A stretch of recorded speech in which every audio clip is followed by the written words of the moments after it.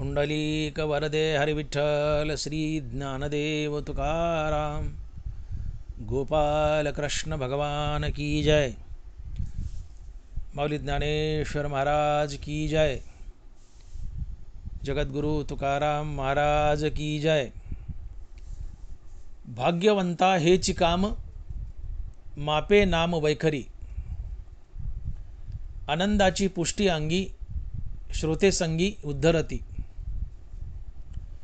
पिकले तया खाणे किती पंगतीस सुकाळ, आनंदाची पुष्टी अंगी श्रोते संगी उद्धरती।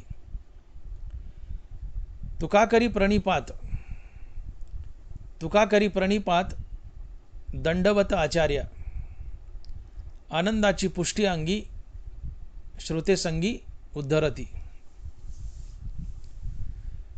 प्रस्तुत कीर्तनरूपी सेवेसाठी निवडलेला अभंग जगद्गुरु श्री संत तुकाराम महाराज यांचा चार चरणाचा आणि नामपर प्रकरणातील अभंग आहे। तुकोबाराय म्हणतात, भाग्यवंता हेची काम मापे नाम वैखरी। भाग्यवंता हेची काम मापे नाम वैखरी। भाग्यवंता हेची काम,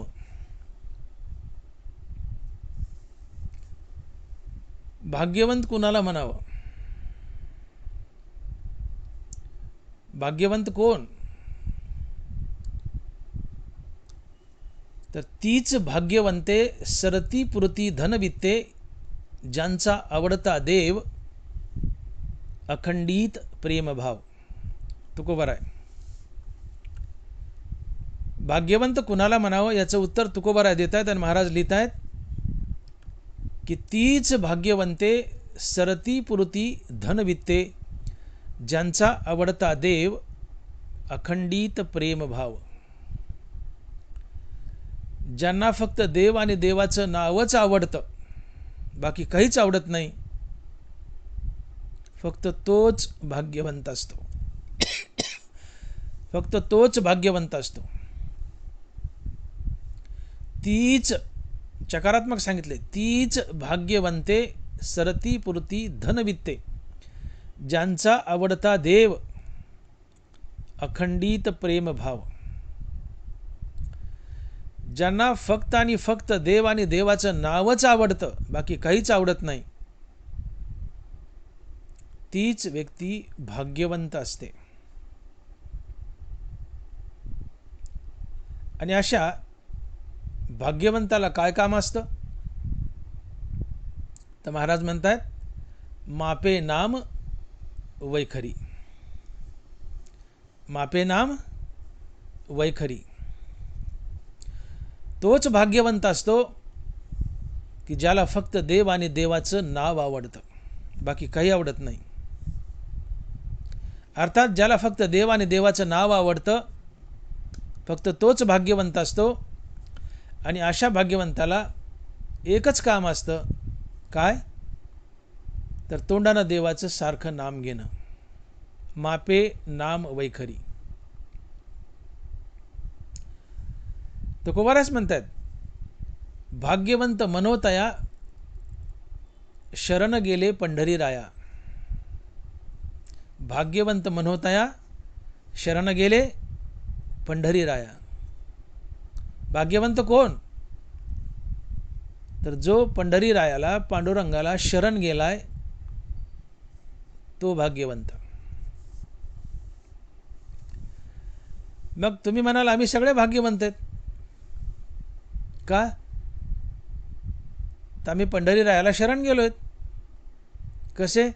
तर आम्ही पंढरी रायाची पांडुरंगाची वारी करतो, पंढरपूरला जातो, आषाढी कार्तिकी करतो, त्यांचा उपवास करतो। मग आम्ही पंढरी रायाला पांडुरंगाला शरण गेलोय, मग आम्ही भाग्यवंत आहोत। जमतंय का? लाखो लाखो वारकरी आहेत। तुम्ही आम्ही पांडुरंगाला जातो, दर्शन घेतो, वारी करतो, आणि मग तुकोबार आता व्याख्या सांगतायत की भाग्यवंत मनोतया शरण गेले पंढरी राया. भाग्यवंत कुणाला म्हणावं?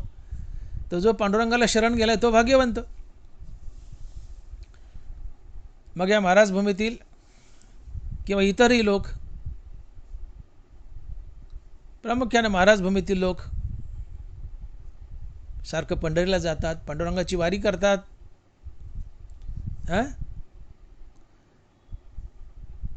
मग हे म्हणतील आम्ही पांडुरंगाला शरण गेलोय, मग आम्ही भाग्यवंत आहोत. नाही चालणार. तुम्ही जे वारी करतात, पंढरीला जातात, तुम्ही पांडुरंगाला शरण गेलेच नाहीत. तुम्ही पांडुरंगाला शरण गेलेच नाहीत. पांडुरंगाला शरण जाणं म्हणजे काय? पांडुरंगाला शरण जाणं म्हणजे काय? ज्ञानोबा सांगतात की पांडुरंगाला शरण जाणं म्हणजे काय. माऊली लिहित आहेत, सुवर्णमणी सोनिया का कल्लोळ जैसे पानिया, तैसे मज धनंजया शरण येतो. सुवर्णमणी सोनिया का कल्लोळ जैसे पानिया, तैसे मज धनंजया शरण येतो. शुद्ध सोन्याला शरण जायचंय, शुद्ध सोनं बनून जावं. पाण्याला शरण जायचंय, पाणी बनून जावं. देवाला शरण जायचंय, देव बनून जावं, मनुष्य रूपातून नाही. ज्ञानोबाच लिहित आहेत की मजही शरण रिगीजे आणि जीवित्वेची असीजे, धिग्ग या बोली न लजे प्रज्ञा केवी. तुमच्या बुद्धीला काही लाज वाटत नाही का म्हणले? धिग्ग या बोली न लजे प्रज्ञा केवी. तुमच्या बुद्धीला लाज वाटत नाही का म्हणले की जीवरूपात आहात, अंतःकरणात नाना प्रकारचे विकार आहेत, काम क्रोध लोभ मद मोह मत्सर अहंकार, नाना प्रकारचे विकार अंतःकरणात आहेत. आणि सगळे विकार घेऊन तुम्ही जीवरूपात आहात, नाना प्रकारचे विकार तुमच्यात आहात, आणि सगळे विकार घेऊन या जीवरूपात आहात आणि मला शरण निघाला. तुमच्या बुद्धीला काही लाज वाटत नाही का म्हणले?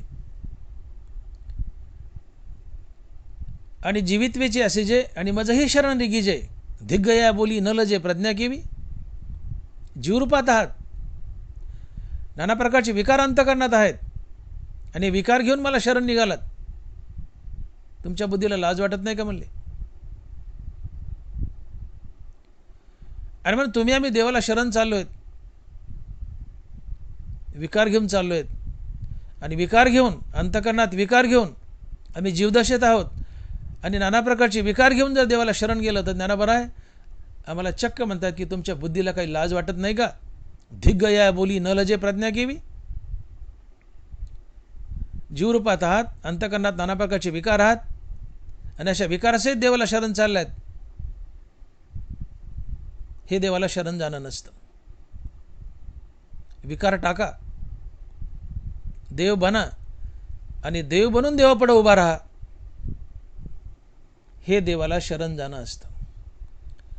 आणि मग ज्ञानोबाच म्हणतात की सुवर्णमणी सोनिया का कल्लोळ जैसे पानिया, तैसे मज धनंजया शरण येतो. शुद्ध सोन्याला शरण जायचे, सोनं बनून जा. पाण्याला शरण जायचे, पाणी बनून जा.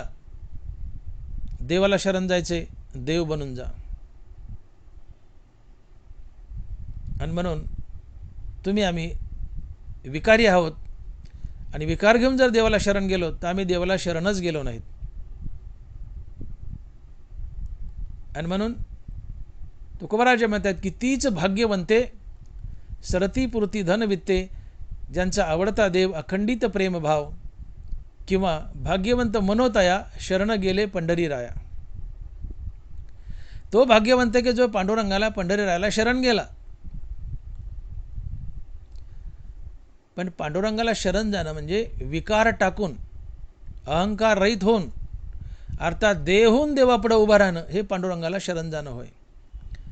मग तुम्ही आम्ही विकार टाकलेत, अहंकार टाकलाय, तुम्ही आम्ही देव झालोत, देव होऊन देवापुढे उभं राहिलोत, यातलं एकही झालं नाही आमच्याच्याने, एकही केलं नाही आम्ही. आणि आम्ही म्हणतो आम्ही देवाला शरण गेलो. ज्ञानोबा आम्हाला झापतात, धिग्ग या बोली न लजे प्रज्ञा केवी. तुमच्या बुद्धीला लाज वाटत नाही म्हणले? अहंकारात बद्ध आहात, नाना प्रकारचे विकार तुमच्यात आहेत, जीवदशेत आहात, आणि जीवदशाने विकार घेऊन मला शरण निघाला तर म्हणतात मी देवाला शरण निघालोय, हे सगळं टाका. हे टाकलं की तुम्ही देव बनाल आणि देव बनून देवापुढे उभा राहा, याला म्हणतात देवाला शरण जाणं.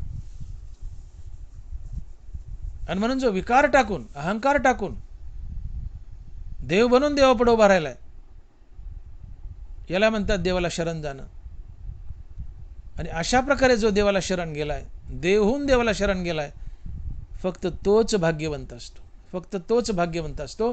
आणि म्हणून तुकोबारा म्हणतात की भाग्यवंत मनोतया शरण गेले पंढरीराया. तुम्हाला पाण्याला शरण जायचे, पाणी बनून जा, तेल बनून नाही. तुम्हाला पाण्यात मिसळायचंय, पाण्याला शरण जायचंय आणि तेल बनून चालले, तर तेल पाण्यात मिसळतं का? नाही मिसळत. तुम्ही बघा, पाण्यात तेल होता, तेल पाण्यावर तरंगतं का? तर तेल पाण्यापेक्षा हलकं आहे. गुरुजींनी एकदा प्रश्न विचारला शाळेत, पोरांनो, तेल पाण्यावर तरंगतं? पोरं म्हणले हो. म्हणले का? तर म्हणले तेल पाण्यापेक्षा हलकं आहे. मग म्हणले तेलापेक्षा हलकं काय? पोरं म्हणले भजे. पोरं म्हणले भजे का? तर भजे तेलावर तरंगतात. विनोदाचा भाग सोडा. तुम्ही तेल होऊन जर पाण्याला शरण गेले तर पाण्यात मिसळणार नाहीत, पाण्यावर तरंगाल. पाण्याला शरण जायचे, पाणी बनून जा. देवाला शरण जायचे, देव बनून जा. सोन्याला शरण जायचे, शुद्ध सोन्याला शरण जायचे, शुद्ध सोनं बनून जा. तसं देवाला शरण जायचे, देव बनून शरण जा. ती शरणागती असते. अहंकार टाका, अखंड रामनामानं अहंकार जाळा, काम क्रोधादी विकार जाळा. मी माझं जाळा, अहंकार जाळा, विकार जाळा, देव बना आणि देव बनून देवापुढे उभा राहा, याला म्हणतात देवाला शरण जाणं. आणि असे विकार आणि अहंकार टाकून देव बनून जो देवापुढे उभा राहिलाय, तो पंढरीरायाला शरण गेलाय आणि तो भाग्यवंत असतो. आणि म्हणून तुकोबारा म्हणतात की भाग्यवंत मनोतया शरण गेले पंढरीराया. अर्थात अहंकार टाकून, विकार टाकून जो देवापुढे उभा राहिलाय, फक्त तोच भाग्यवंत असतो. थोडक्यात ज्यांनी आपला अहंकार मारलाय, आपले विकार जाळलेत आणि देवापुढे उभा राहिलाय, तोच देवाला शरण गेलाय आणि तोच भाग्यवंत असतो. आणि असा महात्मा संत असतो, असा महात्मा संत असतो. आणि म्हणून फक्त संतच भाग्यवंत असतात. तुम्ही आम्ही नाही, तुम्ही आम्ही नाही. तुम्ही आम्ही अभागे आहोत, अभागे. तुम्ही आम्ही साधारण जीव अभागे आहोत, भाग्यवंत नाही. भाग्यवंत फक्त संत असतात. का? तो जो पांडुरंगाला शरण गेलाय तो भाग्यवंत आहे. तर पांडुरंगाला शरण जाणं म्हणजे काय? अहंकार आणि कामक्रोधादी विकार टाकणं. अहंकार, आसक्ती, कामक्रोधादी विकार, सगळे विकार टाकणं. देव होणं, देव होऊन देवापुढे उभं राहणं म्हणजे पांडुरंगाला शरण जाणं. मग अहंकार आणि बाकी कामक्रोधादी विकार जाळून देवहून देवापुढे उभे राहतात, ते कोण असतात?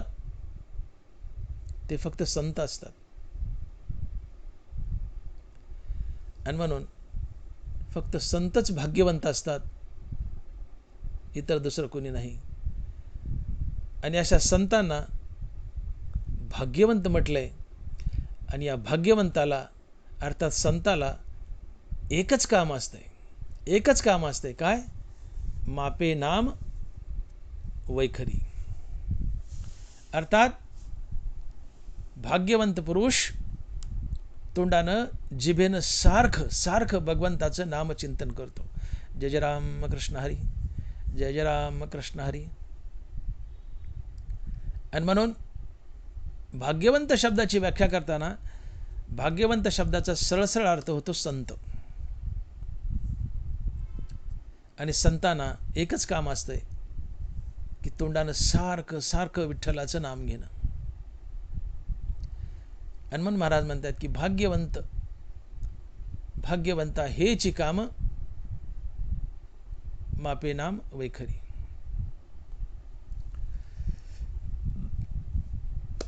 लौकिक जीवनामध्ये आम्ही भाग्यवंत कुणाला म्हणतो? ज्याच्याजवळ गडगंज पैसा आहे, ज्याच्याजवळ गडगंज धन आहे. तुकोबाराने त्याचा फडशा पाडला धनाचा. तुका म्हणे धन भाग्य अशाश्वत जाण. तुका म्हणे धन भाग्य अशाश्वत जाण. लौकिक जीवनात आम्ही भाग्यवान कुणाला म्हणतो? ज्याच्याजवळ भरपूर धन आहे. महाराज म्हणाले तुका म्हणे धन भाग्य अशाश्वत जाण. धनवानाला आम्ही भाग्यवान म्हणतो, पण महाराज म्हणतात ते भाग्य अशाश्वत आहे, कायमचं टिकणारं नाही, नाशिवंत आहे.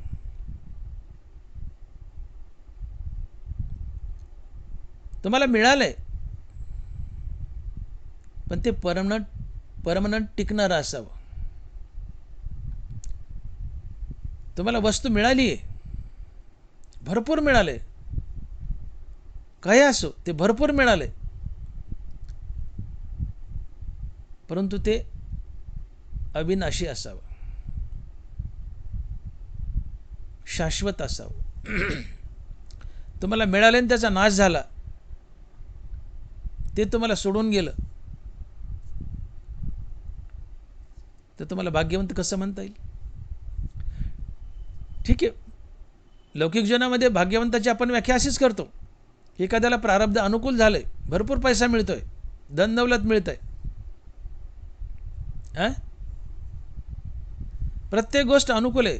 मातीला हात लावला सोनं होत आहे, जिथं पाय ठेवील तिथं विजयच विजय. भाग्य अनुकूल आहे. प्रत्येक ठिकाणी तुम्ही विजय होत आहेत. धन दौलत पैसा गडगंज मिळतंय, जे मिळतंय ते भरपूर मिळतंय, पण मिळालेलं शाश्वत आहे का? मिळालेलं शाश्वत आहे का? मिळालेलं अविनाशी आहे का? जे मिळाले त्याचा नाश होत असेल तर तुम्ही भाग्यवान कसे? तुम्हाला भरपूर मिळाले म्हणजे भाग्यवान, पण जे मिळाले ते शाश्वत आहे का? अविनाशी आहे का? आणि जे मिळाले ते शाश्वत नसेल, त्याचा नाश होत असेल, तर तुम्ही भाग्यवंत कसे काय? आणि म्हणून मिळालेलं शाश्वत असावं, मिळालेलं शाश्वत असावं, त्याचा नाश होऊ नये. आणि ज्याचा नाश होत नाही अशी एकच गोष्ट आहे, ती आहे भगवंत आणि भगवंताचं नाम. ज्याचा कधीच नाश होत नाही अशी एकच गोष्ट आहे, ती आहे भगवंत आणि भगवंताचं नाम. आणि म्हणून ज्याला मिळाले, भरपूर मिळाले, आणि ज्याचा कधी नाश होत नाही, तो भाग्यवंत असतो. आणि ज्याचा कधीच नाश होत नाही असं नाम आहे आणि नामी आहे. अर्थात देव आणि देवाचं नाव या दोन गोष्टीचा कधीच नाश होत नाही. आणि म्हणून ज्याच्या तोंडात निरंतर नाम बसलंय, असा निरंतर नाम जप करणारा मनुष्य खरा भाग्यवंत असतो. का तर नामाचा कधी नाश होत नाही, ते निरंतर आपल्यासोबत असतं, आताही नंतरही.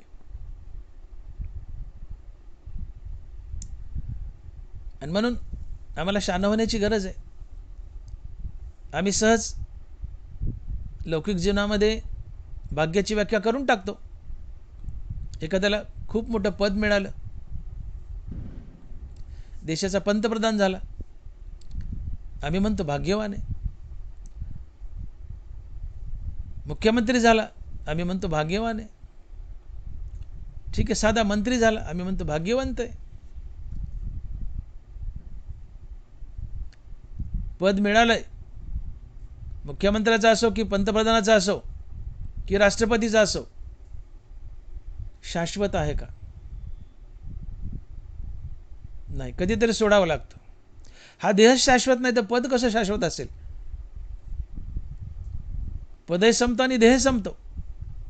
मग जे संपतंय, जे नाश पावतंय ते शाश्वत कसं असेल? ते कितीही मिळू द्या, कितीही मिळू द्या.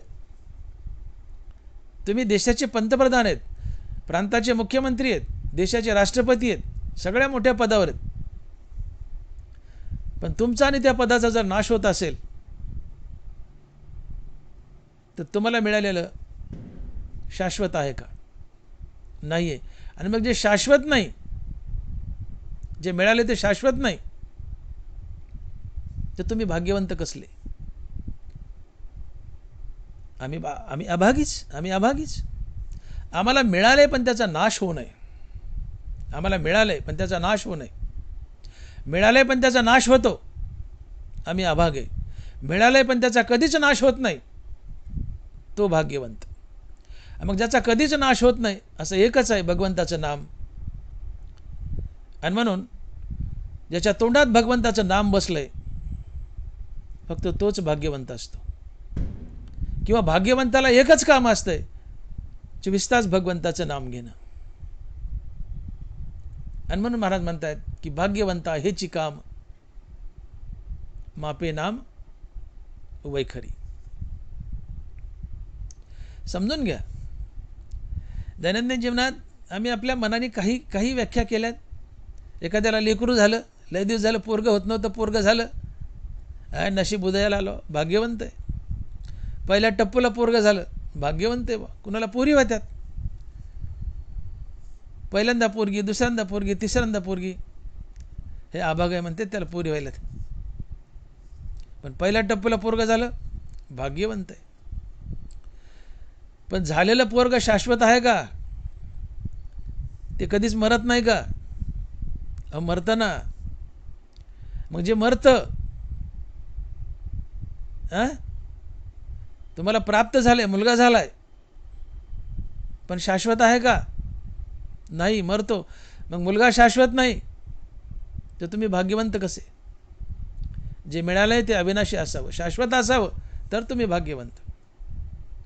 पद मिळालंय पण शाश्वत आहे का? नाही, सोडावं लागतं. मग तुम्ही भाग्यवंत कसले? पैसा मिळाला पण शाश्वत आहे का? नाही आहे. पैसा आम्हाला सोडतो की आम्ही पैशाला सोडतो? मग जे सोडतंय किंवा नाश पावतंय असं मिळालंय पण नाशवंत मिळालंय, मग तुम्ही भाग्यवंत आहात का? मिळालंय म्हणून भाग्यवंत आहात, पण मिळालेलं नाशवंत आहे, म्हणून भाग्यवंत नाहीत, अभाग्य आहात. माणसाला मिळावं आणि मिळालेलं शाश्वत असावं, अविनाशी असावं, तर तुम्ही भाग्यवंत. तुम्हाला मिळालंय, भरपूर मिळालंय, पण नाशवंत आहे. मिळाले म्हणून भाग्यवान म्हणून घेता, मिळाले म्हणून भाग्यवान म्हणून घेता, पण मिळालेलं नाशवंत आहे. आणि नाशवंताची प्राप्ती म्हणजे तुम्ही भाग्यवंत नसता, तुम्ही अभागीच. तुम्हाला मिळावं पण ते अविनाशी असावं, त्यांनी तुम्हाला कधीच सोडू नये, तरच तुम्ही भाग्यवंत. आणि शाश्वत एकच आहे, भगवंत आणि भगवंताचं नाम. आणि म्हणून ज्याच्या मुखात भगवंताचं नाम कायमचं स्थिरावलंय, ते नाम त्याला कधीच सोडत नाही, अविनाशी आहे. आणि म्हणून अविनाशाची प्राप्ती ही शाश्वत प्राप्ती आहे, आणि तो भाग्यवंत असतो. आणि म्हणून ज्याला अविनाशाची प्राप्ती झाली तो भाग्यवंत आहे. आणि अशा भाग्यवंताला एकच काम असतं, एकच काम, काय? तर मापे नाम वैखरी.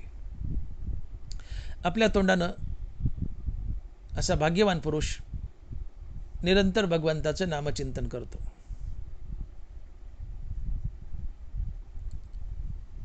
मग गंमत अशी आहे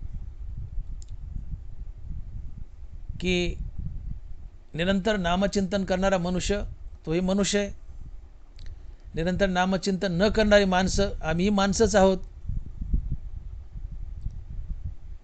मग तो निरंतर भगवंताचं नाम करतोय, त्याच्या तोंडात नित्य देवाचं नाव येते, मग आमच्या तोंडात देवाचं नित्य नाव का येत नाही? तर आम्ही पापी आहोत, आम्ही पापी आहोत. म्हणून देवाचं निरंतर नाम आमच्या तोंडात येत नाही. देवाचं निरंतर नाम तोंडात येण्यासाठी पदरी गडगंज पुण्याई लागते. आणि म्हणून तुकोबाराय ग्वाही देत आहेत की धन्य मी मानीन आपुले संचित, राहिलीसे प्रीत तुझे नामी. धन्य मी मानीन आपुले संचित, राहिलीसे प्रीत तुझे नामी. देवा, तुझ्या नामाची मला गोडी लागली आहे. यावरून मी अनुमान काढतो की माझं संचित धन्य चांगलं आहे. संचित म्हणजे आपल्या पदरी असलेलं पुण्य. धन्य मी मानीन आपले संचित, धन्यता संचित आलाय का, तर तुझ्या नामाची मला गोडी लागली. देवाच्या नामाची गोडी लागली, यावरून अनुमान प्रमाण महाराज म्हणतात की माझं संचित धन्य आहे. अर्थात संचितात गडगंज पुण्य आहे. म्हणून तुकोबारायाच्या मुखात विठ्ठलाचं नाम निरंतर येत आहे. तात्पर्य, ज्याच्या संचितात भरपूर पुण्य आहे त्याच्याच मुखात विठ्ठलाचं नाम येतं, इतरांच्या नाही. बहुत सुकृताची जोडी म्हणून विठ्ठली आवडी. तिळतिळ पुण्य साचा पडे तरी ते बहुता जन्मी जोडे, वाचेची नाम तुझे आतुडे समागम घडे संतांचा. तिळतिळ तिळतिळ थोडं थोडं पुण्य जोडावं लागतं, पुण्याचा संचय करावा लागतो. तेव्हा देव आणि देवाचं नाम आवडतं. पुढे संतांची भेटी होती, आत्मज्ञान होतं, मुक्तही होतं. भांडवल गाठी तरीच विश्वास. पुण्याचं भांडवल पदरी असेल तर देवावर आणि देवाच्या नावावर विश्वास बसतो आणि मुखात नाम येतं. जन्म सहस्त्र ओळगीजे एक वेळ वाचेसी यावया. ज्ञानोबाराय. एकदा प्रांजळ मनानं मुखात रामनाम यावं यासाठी अनेक जन्म देवाची सेवा करावी लागते. जन्म सहस्त्र ओळगीजे एक वेळ वाचेसी यावया.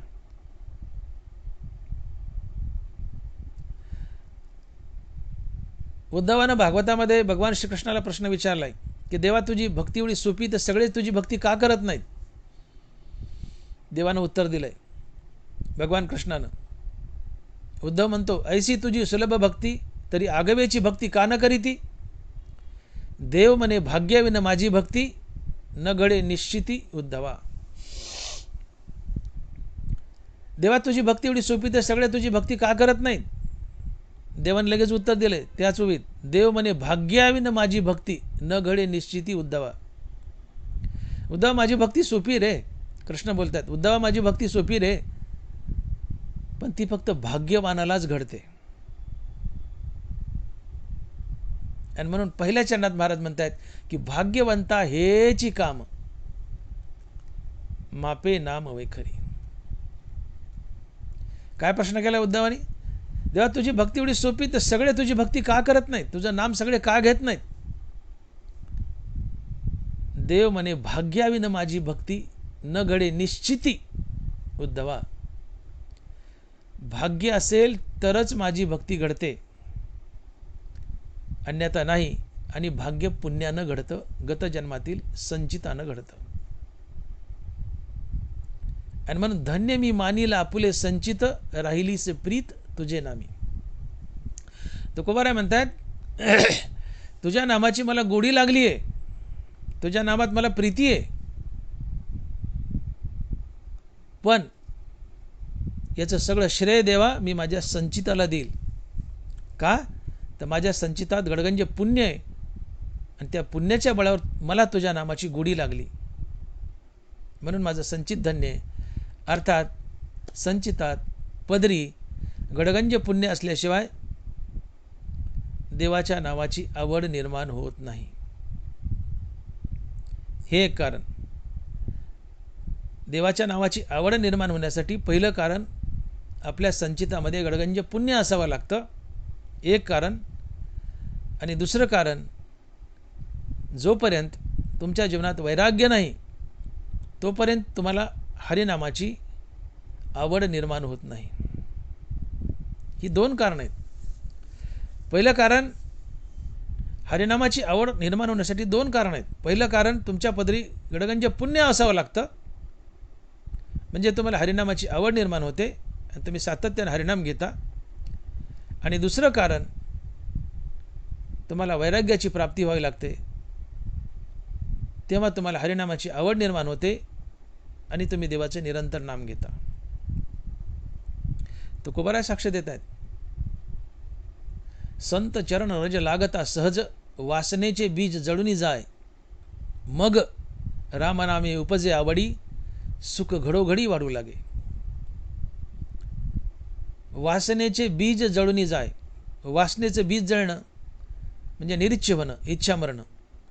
वासना मरणं, वासना म्हणजेच इच्छा. बळावलेल्या इच्छा म्हणजे वासना. वासना मेली म्हणजेच इच्छा मेल्या. इच्छा मेल्या म्हणजे निरीच्छ झाले. निरीच्छ होणं म्हणजे वैराग्य.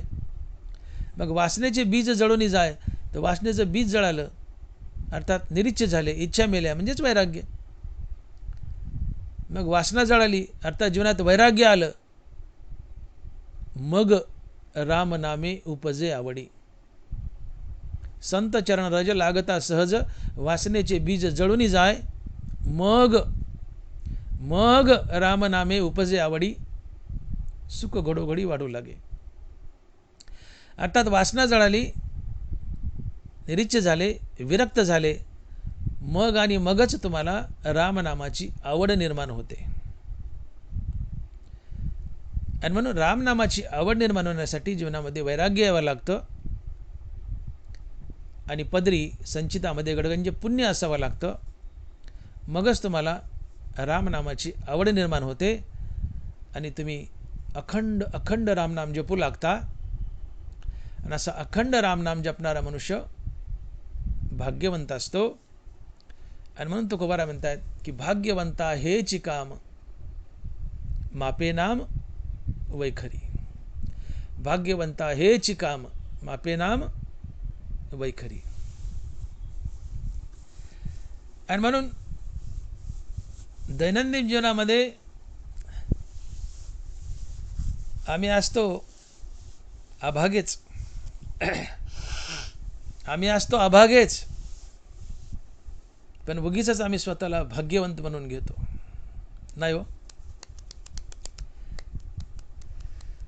भरपूर लेकर बाळ आहेत, भरपूर जमीन आहे, भरपूर पैसा आहे, भरपूर धन आहे, भरपूर मोठ्या मोठाली पद आहेत, सगळ्या गोष्टी सहज अनुकूल होत आहेत. आम्ही म्हणतो भाग्यवान आहे बाबा. आम्ही म्हणतो भाग्यवान आहे बाबा.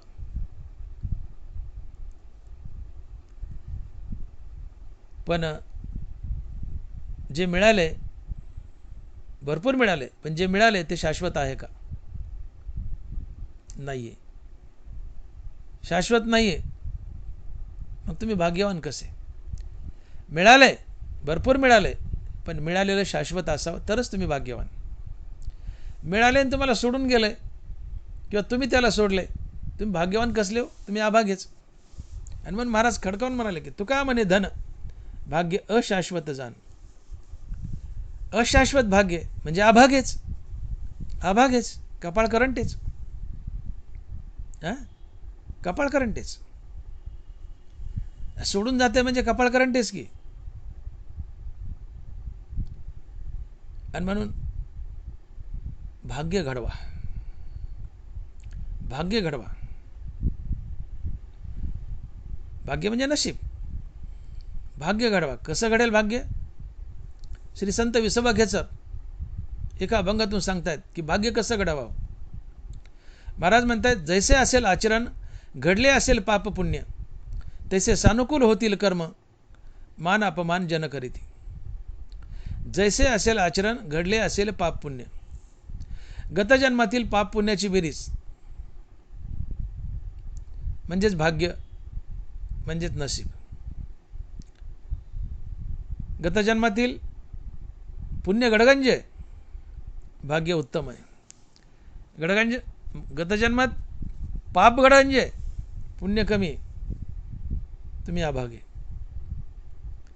तुमच्या संचितामध्ये गतजन्मात गडगंज पुण्य असावं. पाप थोडंसंच पण गडगंज पुण्य.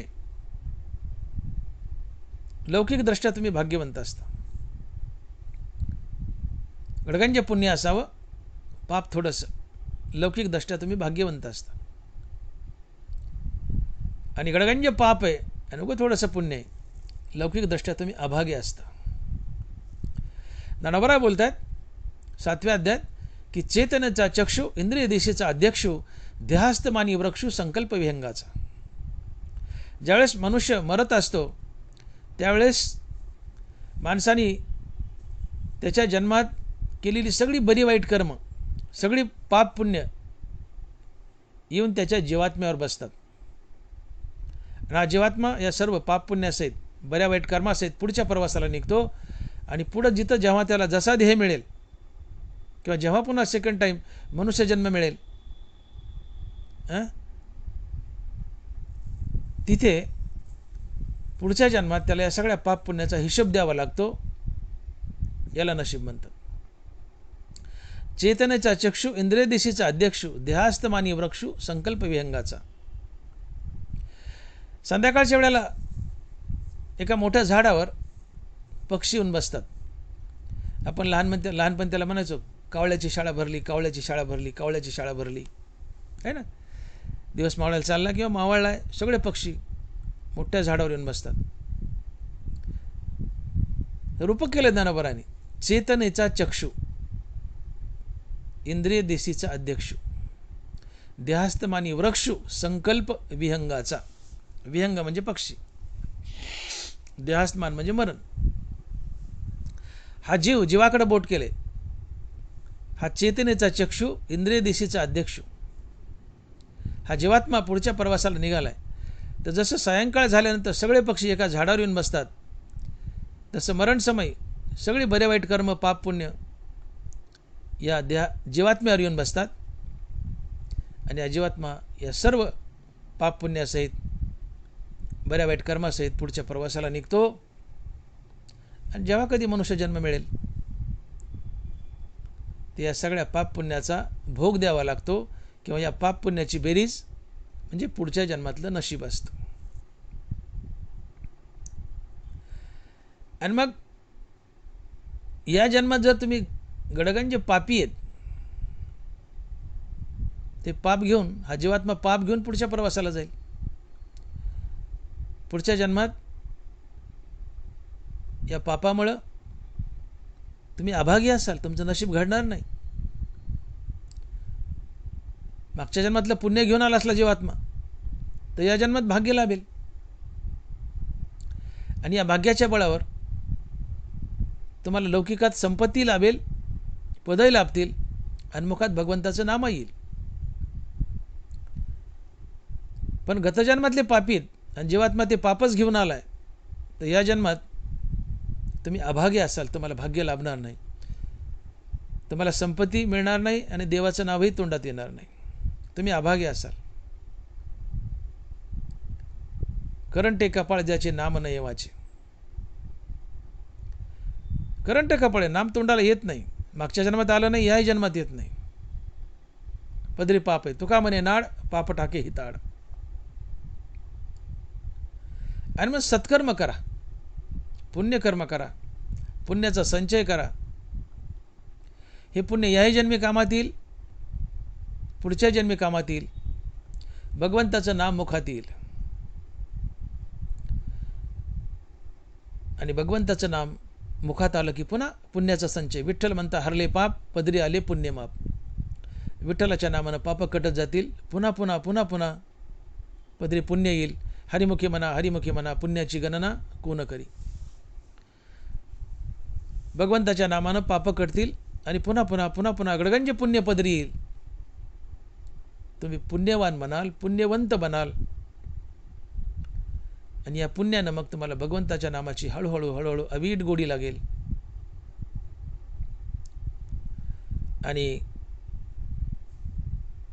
भगवंताचं नाम मुखात एकदा स्थिरावलं की राम म्हणता काम क्रोधाचे दहन होय अभिमान देशोदळी. काम क्रोधादी विकार जातात रामनामानं. रामनामानं अहंकारही मरतो. रामनामानं हळूहळू तुम्ही निर्विकारी बनता. आणि निर्विकारी बनणं म्हणजे देव बनणं, आणि देव बनून देवापुढे उभं राहता, आणि देव बनून देवापुढे उभं राहणं म्हणजे पंढरीरायाला शरण जाणं. आणि निर्विकारी होऊन जो पंढरीरायाला शरण जातो तो भाग्यवंत असतो. हनुमंत तुकोबारा म्हणतात की भाग्यवंत मनोतया शरण गेले पंढरीराया. पंढरीरायाला शरण गेले पण विकार घेऊन नाही. तुकोबारा म्हणले काम क्रोध लोभ घेऊन या संगे परमार्थासी निघे तोची मूर्ख. काम क्रोध लोभ घेऊन या संगे परमार्थासी निघे तोची मूर्ख. अहंकार काम क्रोध लोभ मद मोह मत्सर सोबत घेतला आणि परमार्थाला निघालेत, वारीला निघालेत, पंढरपूरला निघालेत, दिंडीला निघाले. तुकोबारा म्हणतात तू मूर्ख आहेस. काम क्रोध लोभ सोबत घेऊन निघाला आणि परमार्थाला निघाला, महाराज म्हणतात तू मूर्ख आहे. काम क्रोध लोभ घेऊन या संगे परमार्थाशी निघे तोची मूर्ख. हे सगळं टाक, काम क्रोधादी विकार टाक, अहंकार टाक आणि मग पंढरीला जा. हां, मग खऱ्या अर्थानं तू पांडुरंगाला शरण गेलायस. आणि म्हणून विकार घेऊन पांडुरंगाला शरण जाणं हे शरण जाणंच नाही आहे. ही वारीच नाही, हे वारकरी नाही आहेत. तुम्ही आम्ही म्हणतो आम्ही पांडुरंगाला शरण गेलो, वारीला चाललो, पण विकार घेऊन गेले. दानोबरा चक्क आमच्या थोबडीत मारतात. धिग्ग या बोली न लजे प्रज्ञा केवी. हां, जीवित्वेची असे जे मजही शरण रेगी जे धिग्ग या बोली न लजे प्रज्ञा केवी. जीवदशेत आहात, विकारात आहात, अहंकारात आहात आणि मला शरण निघालात. लाज वाटत नाही म्हणले तुमच्या बुद्धीला? नाना प्रकारचे विकार तुमच्या अंतःकरणात आहेत, विकार घेऊन मला शरण निघालात. हे शरण जाणं नाही आहे देवाला. विकार टाका, अहंकार मारा, देव बना आणि देव बनून देवापुढे उभा राहा, याला म्हणतात देवाला शरण जाणं. आणि म्हणून सुवर्णमणी सोनिया का कल्लोळ जैसे पानिया तैसे मज धनंजया शरण येतो. सोन्याला शरण जायचे सोनं बनून जा, पाण्याला शरण जायचे पाणी बनून जा, देवाला शरण जायचे देव बनून जा. असं निर्विकारी होऊन निरहंकारी होऊन देवापुढे उभं राहणं, अर्थात देव होऊन देवापुढे उभं राहणं म्हणजे देवाला शरण जाणं. आणि अशा प्रकारे जो देवाला शरण जातो तो भाग्यवंत असतो. आणि अशा भाग्यवंताला संत म्हणतात. आणि म्हणून फक्त संतच भाग्यवंत आहेत का? ते निर्विकारी आहेत, निरहंकारी आहेत. म्हणजे या जगतात निर्विकारी निरहंकारी फक्त संत आहेत. आणि संतालाच भाग्यवंत म्हणतात. संतालाच भगवंतावर अखंडित प्रेम असते, संतालाच अखंडित देव आवडतो. म्हणून संत भाग्यवंत आहात, संत भाग्यवंत आहेत. आणि अशा संतांना अर्थात भाग्यवंताला एकच काम आहे, काय तर मापे नाम वैखरी. लोकांना सातत्यानं पांडुरंगाचं नाम घेणं हाच एक छंद आहे.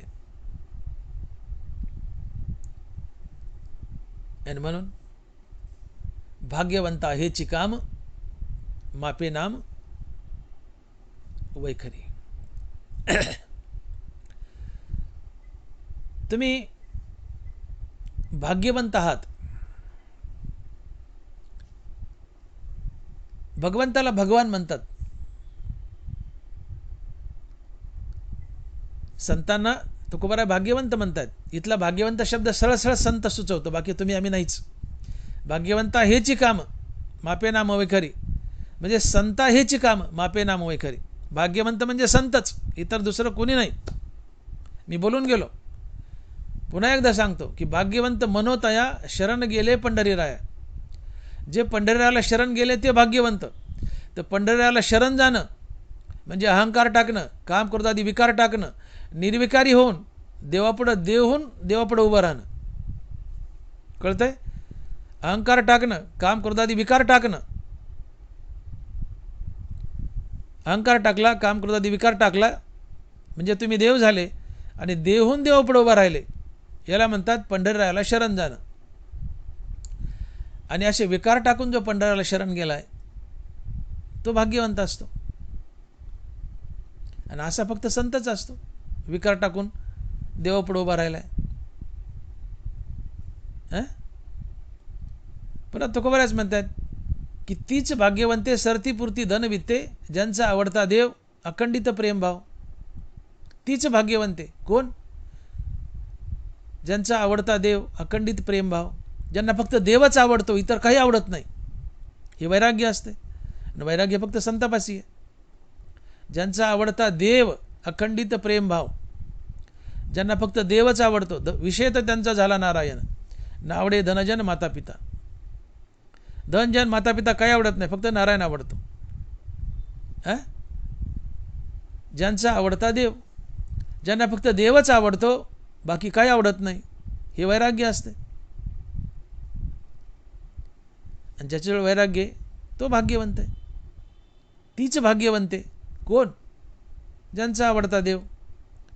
ज्यांचा आवडता देव म्हणजे विरक्ती, म्हणजे ज्याच्याजवळ विरक्ती आहे तोच भाग्यवंत. ज्याचा भगवंतावर अखंडित प्रेम भाव आहे तोच भाग्यवंत आहे. म्हणजे वैराग्य आहे.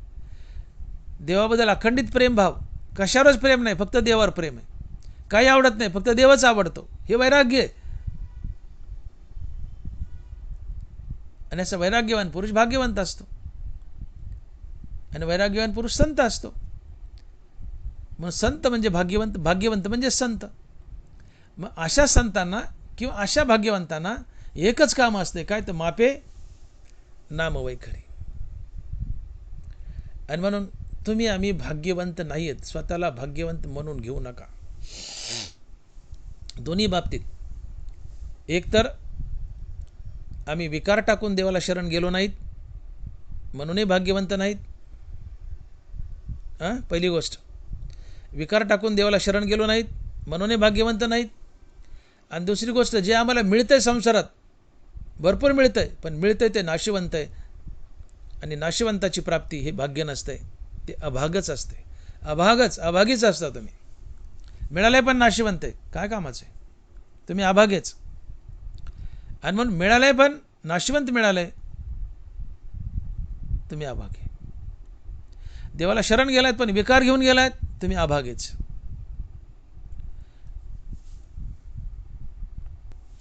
म्हणून आम्ही अभागेच.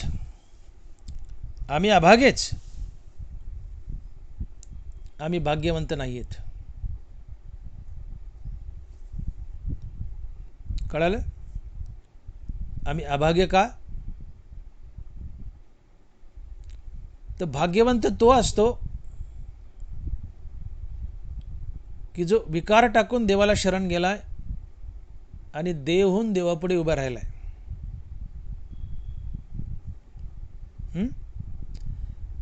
ज्यांनी विकार टाकले, देव झाला आणि देवहून देवापुढे उभा राहिलाय, तो देवाला शरण गेलाय. आणि जो देवाला शरण गेलाय तो भाग्यवंत असतो. आम्ही विकार टाकले नाही, विकार घेऊन देवाला शरण गेलो, म्हणून आमचं देवाला शरण जाणंच नाहीये, म्हणून आम्ही भाग्यवंत नाहीत, अभागे आहोत. एक कारण. दुसरं, ज्या व्यक्तीला अविनाशाची प्राप्ती झाली ते आहे हरिनाम. आणि अविनाशाची प्राप्ती हे भाग्य असते. आम्हालाही प्राप्त झालंय पण नाशिवंत. आणि नाशिवंताची प्राप्ती हे भाग्य नाही, ते अभाग्य असते. आणि मग या दोन्ही कारणामुळे आम्ही अभाग्य आहोत. आम्ही संसारी जीव अभाग्य आहोत. आमच्यापाशी किती धन असू द्या, दौलत असू द्या, पैसा असू द्या, काही असू द्या, आम्ही अभाग्य आहोत. तुकोबारांनी एका वाक्यात फडशा पाडलाय, धन मिळविले कोटी, संगे नयरे लंगोटी. धन मिळविले कोटी, संगे नयरे लंगोटी. तुम्ही धन मिळवता स्वतःला भाग्यवान समजतात. तुकोबाराय म्हणले, धन मिळविले कोटी, संगे नयरे लंगोटी. तुझ्या कमराचा करदोडाही कापून घेतात, तुझी लंगोटी जळून जाते. लंगोटीन कमराचा करदोडाही सोबत येत नाही, तोही जळून जातो. धन मिळवले कोटी, संगे नयरे लंगोटी. एक उर्दू शायर म्हणतो, ऐ इंसान चाहे जितने भी जमा कर ले तू रुपयों के मोती. ऐ इंसान चाहे जितने भी जमा कर ले तू रुपयों के मोती, मगर इतना याद रख कफन को कोई जेब नहीं होती. कफन को कोई झेब नाही होती. अरे माणसा मला तू किती कमाव, किती कमाव, पण मेल्यानंतर ज्या कफनात तुला गुंडाळायचं आहे, तुला सोबत काही नेण्यासाठी त्या कफनाला खिसा नसतो, हे तू विसरू नको. इंसान चाहे जितने भी जमा कर ले तू रुपयों के मोती, मगर इतना याद रख, कफन को कोई जेब नहीं होती, कफन को कोई जेब नहीं होती. किती कमाव, कोणत्याही पदावर जा, किती भ्रष्टाचार कर, किती लोकांचे मुंडके मोड, किती लोकांचे मुंडके मोड, हरामखोरीने किती घरात धन आण, पण मेल्यानंतर तुला ज्या कफनरूपी वस्त्रात गुंडाळायचंय, तुला सोबत नेण्यासाठी त्या कफनाला खिसा नसतो, याची आठवण राहू दे. कफन को कोई जेब नहीं होती, धन मिळवेले कोटी संगे नये रे लंगोटी.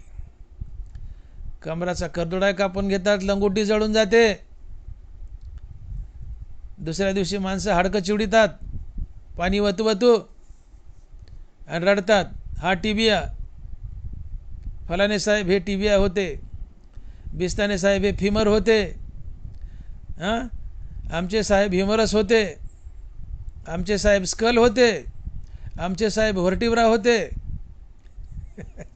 आमचे साहेब रेडियस होते, आमचे साहेब आलना होते. ही सगळी हाडाची नावं आहेत. जे हाडं गोळा करतो ना आपण सावडायला गेलो दुसऱ्या दिवशी, पाणी वतू वतू पोळत असते चरा, ते हाडाचं नाव घेऊ घेऊ रडतात. आमचे साहेब टिबिया होते, आमचे साहेब फिबुला होते, आमचे साहेब फिमर होते, आमचे साहेब ह्युमरस होते, आमचे साहेब रेडियस आलना होते. अहो तीच परिस्थिती नाही तर काय. जाळल्यानंतर मेल्यावर हाडकं राहतात नुसते, ते हाडकं हातात घेऊन वाटतं की हे हाडकं म्हणजेच आमचे काल मेलेले साहेब होते का हो, हे हाडकं म्हणजेच आमचे साहेब होते का हो. धन मिळवेले कोटी संगे नये रे लंगोटी. विपाहे आगी पडे तरी भस्म होनी उडे, का झाले श्वाना वर पडे तरी ते विष्टा. या चुके दोन्ही काजा तरी होय कर्मीचा पुंजा, ऐसा परिणाम हा कपिध्वजा कश्मळोगा. मनुष्य मेला आणि त्याला अग्नी मिळाली नाही तर त्याला कुत्रे खातात, त्याची मुठभर विष्ठा होते. विपाहे आगी पडे तरी भस्म होनी उडे, का झाले श्वाना वर पडे तरी ते विष्ठा. या चुके दोन्ही काजा तरी होय क्रमीचा पुंजा, हा परिणाम कपिध्वजा कश्मळोगा. मनुष्य मेला त्याला अग्नी मिळाली नाही, कुत्र्याने खाल्ला त्याची मुठभर विष्ठा होते. कुत्र्यांना नाही खाल्लं तसंच पडलं तर ते सडतं, त्याच्यात आळ्या होतात, बुजबुज बुजबुजबुज, होय क्रमीचा पुंजा. त्यात आळ्या होतात किंवा त्याला जाळलं असतं त्याची मुठभर राख होते.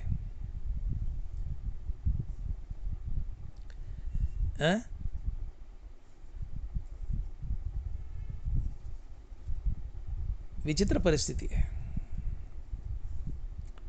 काळ नळाच्या तोंडी लाविली लोणियाची उंडी, माशी पाक पाकडी तर भेसरे. एक मोठा लोण्याचा गोळा आहे, प्रखर उष्णतेत टाकला आगीमध्ये, किती वेळ लागतो वितळायला? वेळ टाकल्या टाकल्या त्याचं पाणी होतं. काळ्या नळाच्या तोंडी लावली लोणियाची उंडी, माशी पाक पाकडी तर वेसरे. माशीला पंख फडफडायला जेवढा वेळ लागतो तितक्या वेळात मनुष्य पटकन मरतो. क्षणभंगुर हे जाय न कळता, ग्रास गिळी सत्ता नाही हाती. हातात घेतलेला घास तोंडापर्यंत नेता येत नाही, तोंडापर्यंत नेपर्यंत अटॅक येतून मरतो. इतकं अनिश्चित जीवन आहे, इतकं अनिश्चित जीवन आहे. आणि तुम्ही स्वतःला भाग्यवंत म्हणता? अरे मेले त्याच्यात आळ्या पडतात, अग्नी नाही मिळाली तर. मेले त्याला कुत्रे खातात, त्याची संडास होते, विष्ठा होते, अग्नी नाही मिळाली तर. आणि मिळालीच अग्नी तर मुठभर राख होते. माशीला पंख फडफडायला कमी वेळ लागतो, इतक्या कमी वेळात मनुष्य मरतो. या देहाची ही दशा आहे. आणि तुम्ही स्वतःला भाग्यवंत म्हणता? धन मिळवलंय, तो शायर म्हटला, बोलून दाखवलं मी आता, ऐ इंसान चाहे जितने भी जमा कर ले तो रुपयों के मोती, मगर इतना याद रख, कफन को कोई जेब नहीं होती, कफन को कोई जेब नाही होती. कफनाला खिसा नसतो रे बाबा, तुला काही सोबत न्यावं असं वाटलं तर, त्याला खिसा नसतो, सगळं इथं राहतं. कमराची लंगोटीन करदोडाही जळून जातो किंवा ते करदोडा कापून घेतात. मग इतकं अशाश्वत आहे, इतकं अनिश्चित आहे, इतकं विनाशी आहे. तुम्ही आणि तुमच्या बाजूला असलेलं धन द्रव्य जे काय असेल तुमच्यासोबत आली, इतकं अशाश्वत, तरी तुम्ही स्वतःला भाग्यवान म्हणता. मुलगा झाला, भाग्यवान आहे. मी बोलून गेलो, पहिल्या टप्पूला पोरगं झालं, भाग्यवान आहे. हां, प्रमोशन मिळालं, भाग्यवान आहे बाबा. पगार वाढला, भाग्यवान आहे बाबा. हां, मोठी गाडी घेतली, भाग्यवान आहे बाबा. आपण त्या गाडीच्या टपावर तुझी अंत्ययात्रा काढते, तू कसला भाग्यवान. त्या शेवटच्या क्षणावर नजर फेक ना, तू भाग्यवान आहेस का काय तुला कळेल. आणि म्हणे का या भ्रमात, या पामळीत राहू नका की धन द्रव्य, मुलं बाळ, पैसा अदला, बायका पोरं, शेतीबाडी, हे गडगंज मिळणं म्हणजे भाग्य नाही. हे किती मिळू द्या, पण मिळालेलं जर नाशवंत असेल तर तुम्ही अभागेच. मिळालेलं शाश्वत असावं, मिळालेलं अविनाशी असावं. आणि अविनाशी जगात एकच आहे, राम आणि रामाचं नाव. आणि म्हणून नथिंग इज परमनंट. या सृष्टीमध्ये nothing is permanent accept Sant and भगवंत. Nothing is permanent accept Sant and भगवंत. या जगात दोनच गोष्टी परमनंट आहेत. या जगात दोनच गोष्टी परमनंट आहेत, एक संत आणि दुसरा भगवंत. आणि भगवंताला जोडून भगवंताचं नाम. म्हणून तुम्हाला मिळालंय आणि मिळालेलं अविनाशी आहे. असं एकच आहे, भगवंत आणि भगवंताचं नाम. आणि म्हणून मिळालंय पण अविनाशी मिळालंय, जे तुम्हाला कधीच सोडत नाही. आशाची प्राप्ती म्हणजे भाग्य उदयाला येणं, आणि तुम्ही खरे भाग्यवंत. आणि अशा भाग्यवंताला एकच काम असतंय की मुखानं अहोरात्र देवाचं नाव घेणं. जय जय राम कृष्ण हरी, जय जय राम कृष्ण हरी. मापे नाम वैखरी, भाग्यवंता हेची काम, मापे नाम वैखरी. तो भाग्यवंत सातत्यानं मुखानं रामनाम जपतो. मापे नाम वैखरी म्हणजे मुखानं सातत्यानं रामनाम जपतो. का बरं? मुखानं सातत्यानं का रामनाम जपतो? मुखानं सातत्यानं राम जपल्यानं तो रामच होतो आणि मुक्त होतो. जन्म मनाच्या फेऱ्यातून बाहेर पडतो, किंवा इच्छा झाली तर मुक्तीवर भजनयुक्त बनतो आणि संतही बनतो. दोन पर्याय असतात, एक तर सायुज्यात विलीन व्हा किंवा मुक्तीवर भजनयुक्त होऊन संत व्हा. दोन्हीपैकी कुठलाही होऊ शकतो. मापे नाम वैखरी, अखंड नामचिंतनानं, अखंड नामस्मरणानं तुम्ही संत बनता, मुक्त होता. हा पहिला फायदा, मापे नाम वैखरी. अर्थात मुखानं अखंड नामस्मरण केल्यानं तुम्ही मृत्यूवर विजय मिळवता. भाग्यवंत काय वेडा आहे का? सारखं मापे नाम वैखरी, भाग्यवंत सारखं विठ्ठलाचं नाव घेतोय मुखानं, का वेडा आहे का तो? त्यात त्याचा पहिला फायदा आहे, तो मृत्यूवर विजय मिळवतो. मुक्त होतो म्हणजे मृत्यूवर विजय मिळवतो. आणि ज्याने मृत्यूवर विजय मिळवला त्याचं जीवन सफल होतं. तुम्ही नाना प्रकारच्या कुस्त्या आपल्या जीवनात जिंकल्यात, पण तुम्हाला यमासोबतची कुस्ती जिंकता यावी. आणि यमासोबतची कुस्ती आहे मृत्यूवर विजय मिळवणं. यमासोबतची कुस्ती आहे मृत्यूवर विजय मिळवणं.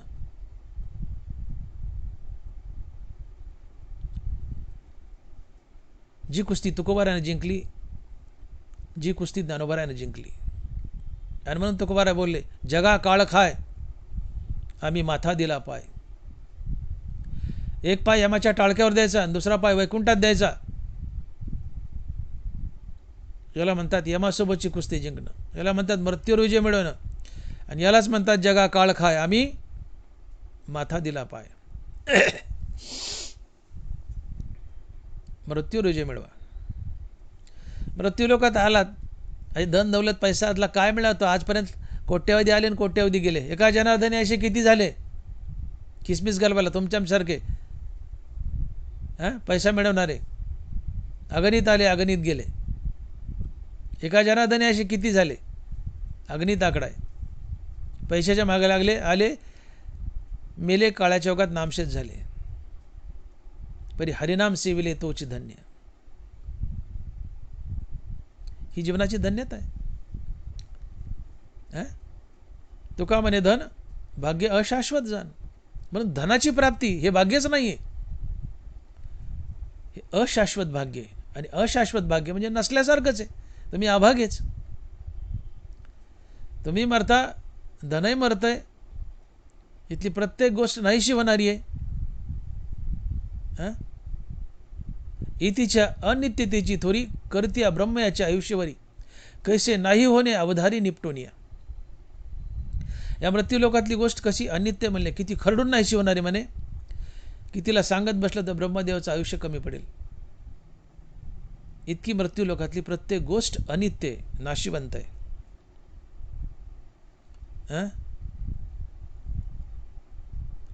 इथून जे गेले ते इतके कायमचे गेले की ज्ञानोबा म्हणतात परतले पाऊलची नाही किरीटी सैंग निमालियाच्या गोटी जेतीची पुराणे. परतले पाऊलची नाही किरीटी. इथला जातो तो इतका परमनंट जातो की चुकूनही त्याचा पाऊल मागं पडत नाही. आणि त्या ज्या गोष्टी सांगितल्या जातात ते मेलेल्या माणसाच्या कहाणी कथा सांगितल्या जातात. सैंग निमालियाच्या गोठी येतीची पुराणे. इतकं अशाश्वत आहे धन आणि हे शरीर, आणि याला तुम्ही भाग्यवंत म्हणता. आणि मग तुम्ही अभागेच. तुम्ही मिळवलंय पण नाशवंत मिळवलंय, आणि नाशवंताची प्राप्ती हे अभागच असते. अविनाशाची प्राप्ती हे भाग्य असते. अविनाश आहे रामनाम, आणि जो रामनामाची प्राप्ती करतो तो रामच बनतो. आणि म्हणून जो रामनामाच्या मागे लागलाय तो भाग्यवंत असतो. आणि असा भाग्यवंत नित्य रामनाम घेतो आणि नित्य रामनामानं तो रामच बनतो. राम म्हणता रामच होईजे, पदी बैसवनी पदवी घ्यायची. मनुष्य जन्मात आला तर अखंड रामनाम घ्या आणि राम बना. जन्मवाण्याच्या फिर्यातून बाहेर पडा. मापे नाम वैखरी. वैखरीने अखंड नामनाम मोजायचंय. अनंत नामे वाहू गोविंदा. नामा म्हणे लाखोळी सदा, अनंत नामे वाहू गोविंदा. हे नाम जे वैखरीने मोजायचंय. मापे नाम वैखरी अर्थात नित्य रामनामाचा जाप करायचा आहे. का तर रामनामानं तुम्ही रामच बनता. रामनामानं विवेक वैराग्य जागृत होतं. विवेक वैराग्य जीवनात आलं की श्रीगुरु येतो. श्रीगुरूच्या कृपेने आत्मज्ञान होतं.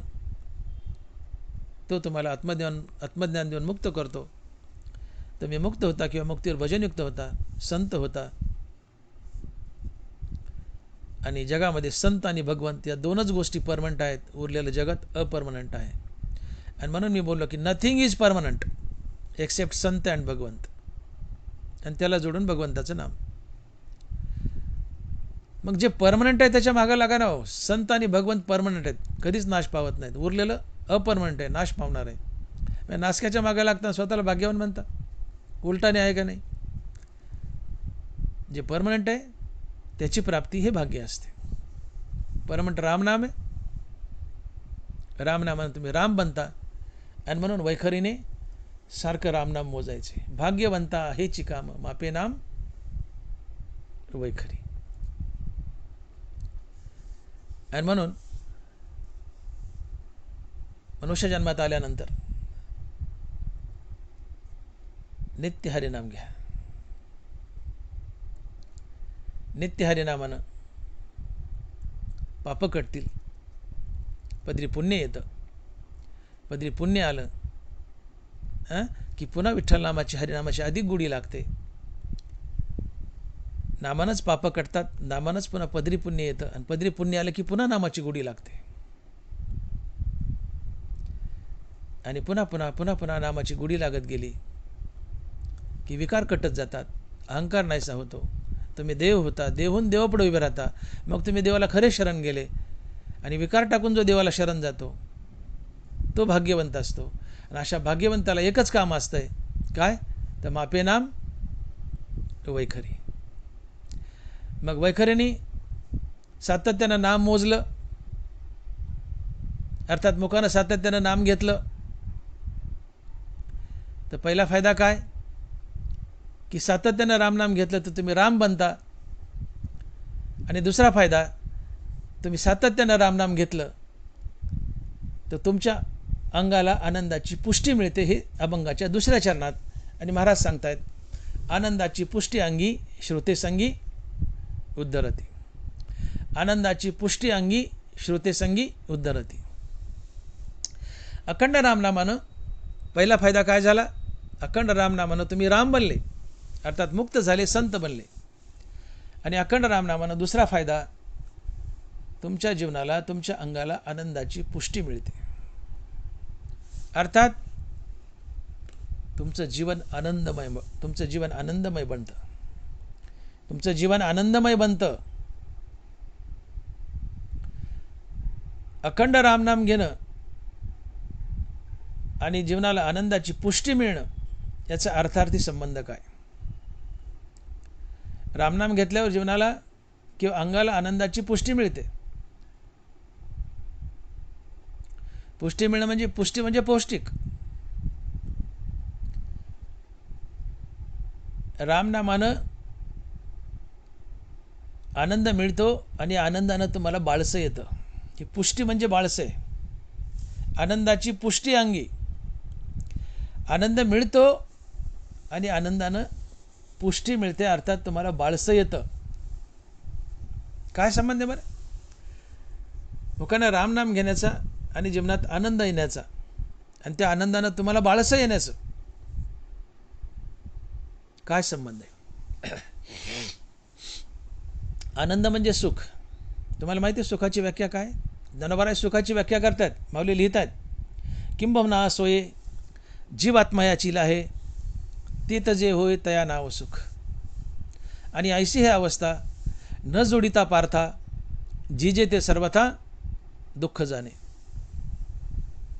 तुम्ही ज्यावेळेस रामनाम घेता, तुम्ही रामनाम घेतलं की तात्काळ तुमचं मन अंतर्मुख बनतं.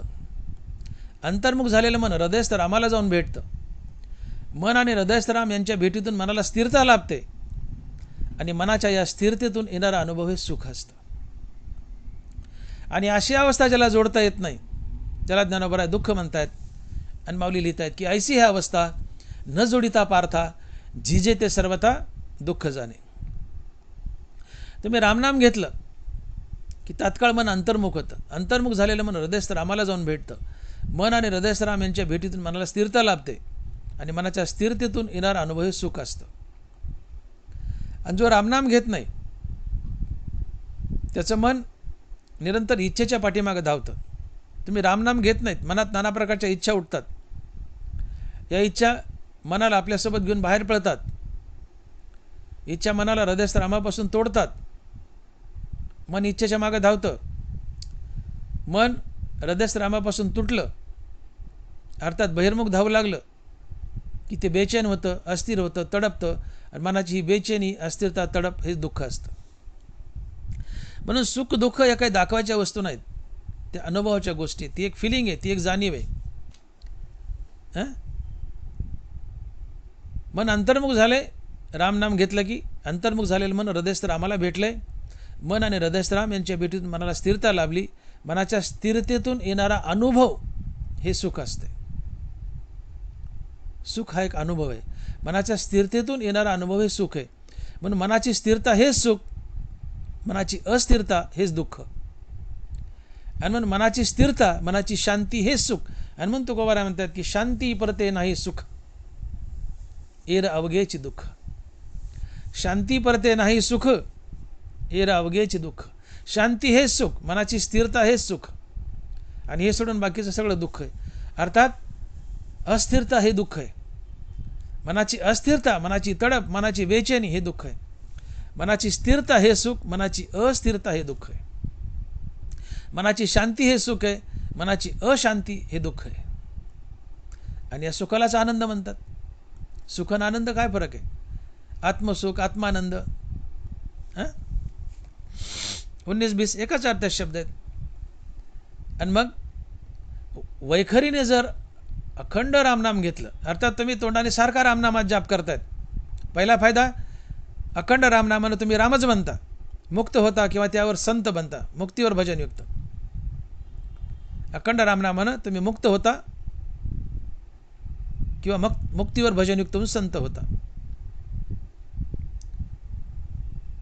आणि अखंड रामनामानं दुसरा फायदा होतो, तुम्हाला सातत्यानं सुख मिळतं. मग रामनामे उपजे आवडी, सुख घडोघडी वाढू लागे. रामनामाची आवड उपजली, रामनाम नित्य घेऊ लागले की सुख घडोघडी वाढू लागे. का? की रामनाम घेतलं की मन अंतर्मुख झालेलं मन हृदयस्थ रामाला भेटतं. मन आणि हृदयस्थ राम यांच्या भेटीतून मनाला स्थिरता लाभते आणि मनाची स्थिरता हे सुख असते. मग निरंतर नाम घ्या, निरंतर मनाची स्थिरता, निरंतर मनाची स्थिरता हे निरंतर सुख आहे. या सुखालाच आनंद म्हणतात. आणि मग अंतर्मुख मनोवृत्ती आनंदा प्रतिबिंबिती. अंतर्मुख मनोवृत्ती आनंदा प्रतिबिंबिती. तुम्ही हरिनाम घेतलं की मन अंतर्मुख झालं. अंतर्मुख झालेलं मन हृदयस्थरामाला भेटलं. मन आणि हृदयस्थराम यांच्या भेटीतून मनाला स्थिरता लाभली. मनाची स्थिरता हे सुख आणि या सुखाला आनंद म्हणतात. आणि हा आनंद तुमच्या अंगाला, शरीराला पुष्टी देतो. तुम्हाला बाळसं येतं. तुम्हाला पहिलवान व्हायचे. रोज सकाळी उठले, पहाटे तामटात उठायचं 4 वाजता, 100 जोर, 100 बैठका, थोडी जॉगिंग, बाहेर थोडी रनिंग, थोडी योगासनं, हा असा दांडगा व्यायाम करायचा, 2-3 ग्लास दूध प्यायचं, खोबरं खायचं, खारीक खायची, बाकीचे ड्रायफ्रूट खायचे. काय होतं? थोडं तूप खायचं. हे सगळं खुराक खाल्ल्यावर काय होतं? तुमच्या अंगाला पुष्टी येते. तुम्ही पहिलवान होता, तेज येतं अंगावर, ओज येतं, ओजस, चमाचमा करते तुमची कातडी. ही पुष्टी आहे, पुष्टी आहे. पहिलवानानं खुराक खाल्यावर अंगाला पुष्टी मिळते, अंगावर तेज येतं.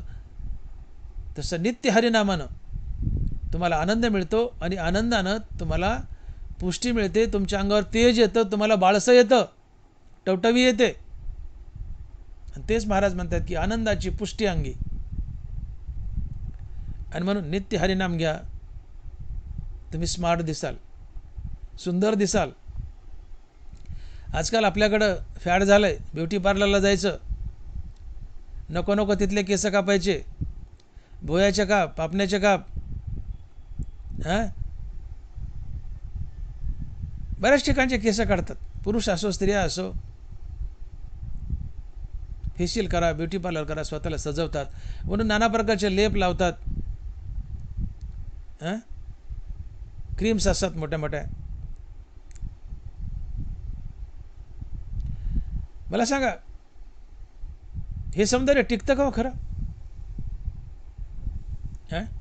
किती लोक गोरे झाल्यावर आणि ज्ञानावरा स्पष्ट सांगतात का ललाटीचे लिहिले न मोडेगा काही केले, काळे गोरे पण धुतले फिटो नेणे.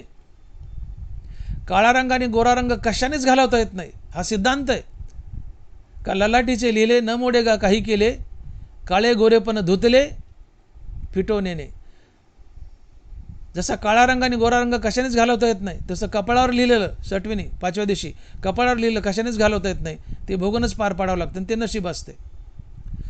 मला सांगायचं की काळा आणि गोरा रंग कशानेच घालवता येत नाही, मग वरून क्रीम लावता, खरोखर काळ्याचं गोरं होतं का?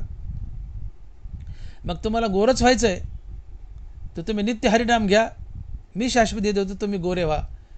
तुम्ही नित्य हरिनाम घ्या, मी शाश्वती देतो, तुम्ही गोरे व्हाल, स्मार्ट व्हाल, सुंदर व्हाल. का? तर हरिनामाने आनंदाची पुष्टी अंगी. हरिनामाने आनंद मिळतो आणि आनंदानं शरीराला पुष्टी मिळते, बाळसं येतं, तुम्ही सुंदर दिसता. तुम्ही नित्य नाम घ्या. हरिनाम घेतले, हरिनामाने पुष्टी काय येते, हरिनामाने बाळसं काय येतं? हरिनामानं चिंता पळून जाते. हरिमुखे गाता हरपली चिंता. हरिनामानं चिंता पळून जाते आणि तुम्ही खंगून जाण्याचं, तब्येत खालावण्याचं प्रमुख कारण आहे चिंता. तुम्ही किती वरून मलमल लावा आणि मेकअप करा आणि चिंता असेल तुम्ही खंगूनच जाणार, घाणेरडेच दिसणार. पण हरिनाम घेतलं चिंता पळून जाणार. चिंता पळाली की चेहऱ्यावर टवटवीच येणार, टवटवीच येणार. श्री तुलसीदास म्हणतायत की चिंता से घटे शरीर घटे रूप और ज्ञान, चिंता बडी अभागिनी चिंता चिता समान. काय काय घटले? चिंता से घटे शरीर घटे रूप और ज्ञान. चिंतेनं शरीर घटलं, ज्ञान घटलं आणि रूपही घटलं. रूपही घटलं, चिंतेने रूप घटतं. तुम्ही किती मेकअप करा, माणसाच्या मागं चिंता लागलेली आहे, चिंतेने रूप घटतं, ज्ञान घटतं, शरीर घटतं, रूप घटतं. मग रूप हवं आहे ना, हरिनाम घ्या ना, चिंता पळून जाईल. चिंता पळाली की रूप येईल आणि रूप येणं ही पुष्टी असते. म्हणून महाराज म्हणतात की आनंदाची पुष्टी अंगी. कशामुळं? हरिनामामुळं. अंतर्मुख मनोवृत्ती आनंदा प्रतिबिंबिती. मन अंतर्मुख झालं की आनंदचा आनंद आहे. मग अंतर्मुखता कशाने साधते? नित्य हरिनामानं. तुम्ही नित्य हरिनाम घ्या. हरिनाम घेतलं रे घेतलं की मन अंतर्मुख. अंतर्मुख झालेलं मन हृदयस्थ रामाला भेटतं. मन आणि हृदयस्थ राम यांच्या भेटीतून मनाला स्थिरता लाभते. मनाच्या भेटीतून येणारी, मनाच्या या स्थिरतेतून येणारा अनुभव सुख असतं. तुम्ही नाम घेतलं, मन अंतर्मुख झालं. अंतर्मुख झालेलं मन हृदयस्थ रामाला भेटलं.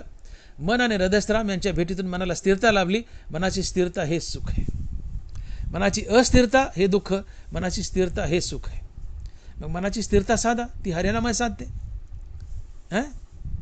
मनाची स्थिरता हेच सुख, मनाची स्थिरता हाच आनंद आहे. आनंदानं पुष्टी मिळते, टवटवी येते, आयुष्य वाढतं. आणि म्हणून हरिनाम घ्या, चिंता पळून जाईल, आनंदही मिळेल. आनंदानं शरीराला पुष्टी येईल, टवटवी येईल, आयुष्य वाढेल, स्मार्ट दिसाल, तेजस्वी दिसाल.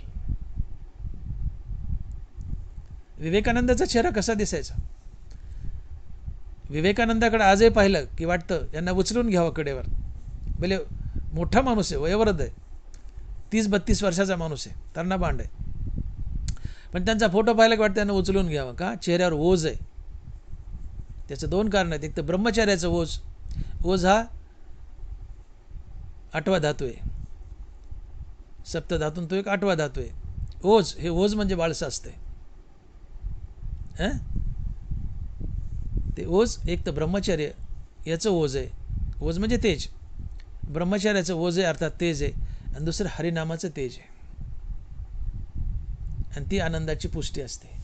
आनंदाची पुष्टी अंगी श्रोते संगी उद्धरती. आणि म्हणून मी बोललो की भाग्यवंत नित्य नाम घेतो. नित्य नाम घेतल्यानं तो देव बनतो.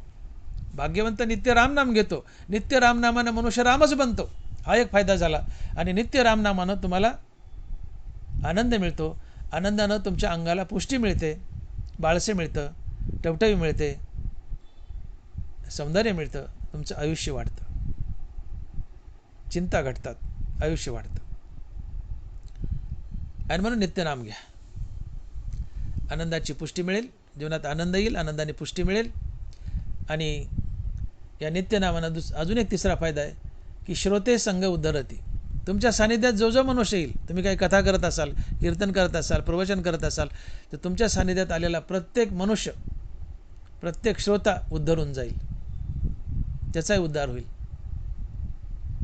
तुम्ही रामनाम घेता, तुम्ही समोरच्या श्रोत्याला रामनाम घेण्यासाठी प्रवृत्त कराल, तुम्ही त्याला प्रवृत्त केलं, तोही रामनाम घेईल, त्याचा उद्धार होईल. 3 फायदे झाले. भाग्यवंतानं नित्य रामनाम घेतलं, पहिला फायदा हा. भाग्यवंत नित्य रामनामानं राम बनला, पहिला फायदा. नित्य रामनामानं तुम्हाला आनंद मिळाला, आनंदाने तुम्हाला पुष्टी मिळाली, ताकद मिळाली, बाळसं मिळालं. आणि तिसरा फायदा, नित्य रामनामानं तुमच्या सानिध्यात येणारा प्रत्येक श्रोता उद्धरून जातो, तुमचा उद्धार त्याचाही उद्धार होतो. आणि म्हणून महाराज म्हणतात की आनंदाची पुष्टी अंगी श्रोते संगी उद्धरती. आणि मग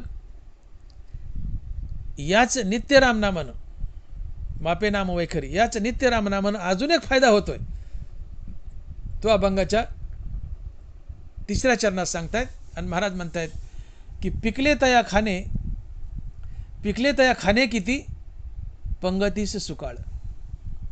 पिकले तया खाणे किती, पंगतीस सुकाळ. आपण 3 फायदे पाहिले, हा 14 फायदा आहे नित्य रामनामाचा. हा 4था फायदा काय, पिकले तया खाणे किती, पंगतीस सुकाळ. भाग्यवंत नित्य नाम घेतोय, भाग्यवंत नित्य रामनाम घेतोय, नित्य रामनामानं तो स्वतः राम बनला. नित्य रामनामानं त्याला जीवनात अखंडित आनंद मिळाला, आनंदानं त्याच्या जीवनाला पुष्टी मिळाली, शरीर सौंदर्य मिळालं, ताकद मिळाली, बाळसं आलं. 2 फायदे झाले. 3रा फायदा, नित्य रामनामानं त्याच्या सान्निध्यात आलेले श्रोते उद्धरून गेले, 3 फायदे झाले.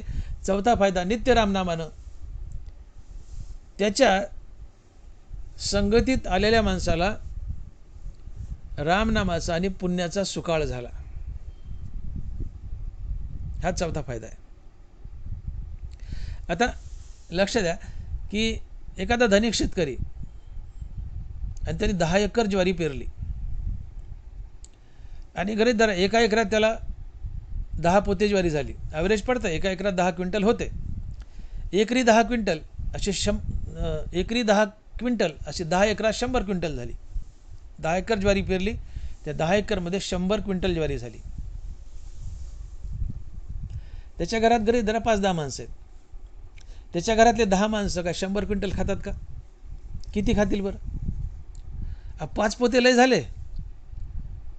7-8 माणसाला 5 पोते लय झाले, चिकार झाले. बरं 10 पोते धरा, 15 पोते धरा, खाल्ले त्याच्या घरातले 10-15 पोते. खाली किती उरले? 85 उरले, 80 उरले.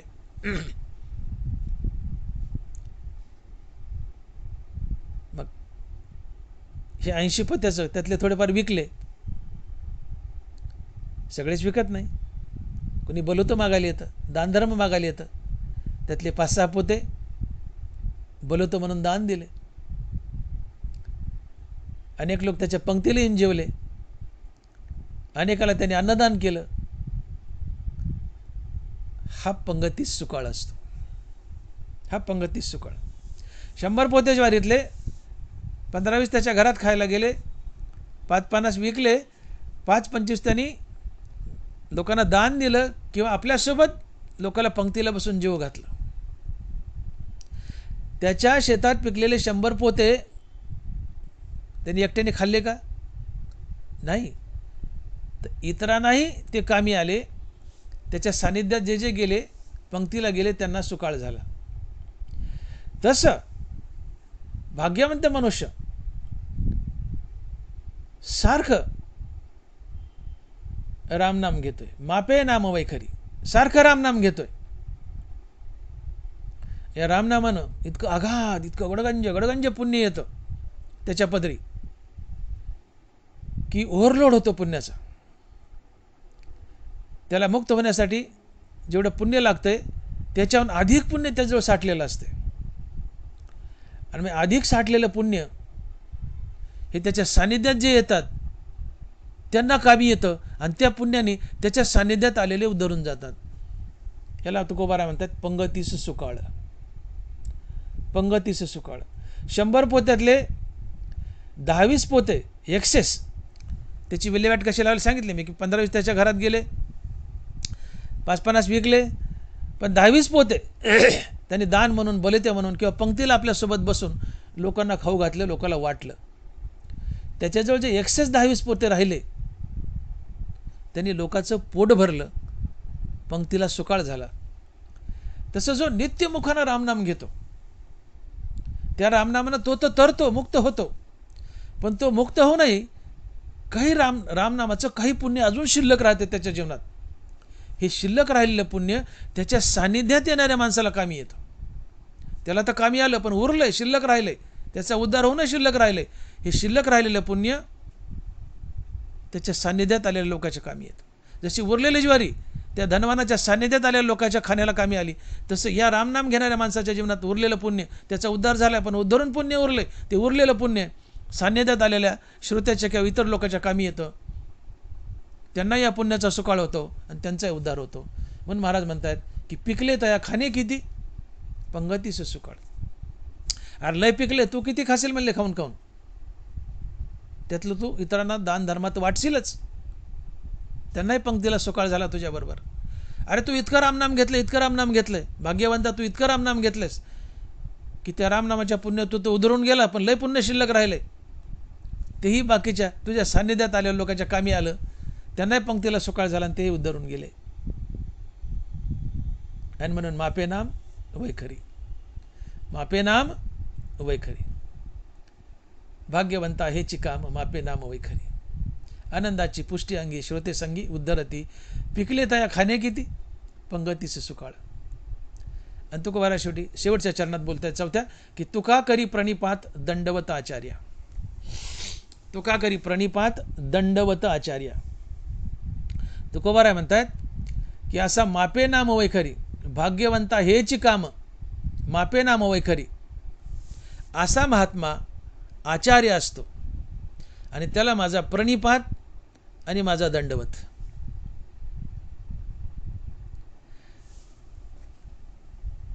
जो भाग्यवंत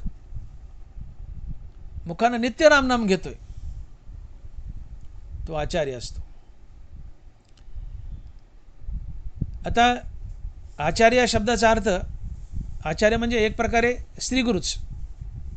श्रुती स्मृतीचे अर्थ आपणच होनी मूर्त, अनुष्ठाने जगा देत वडील जे जे. वडील म्हणजे संत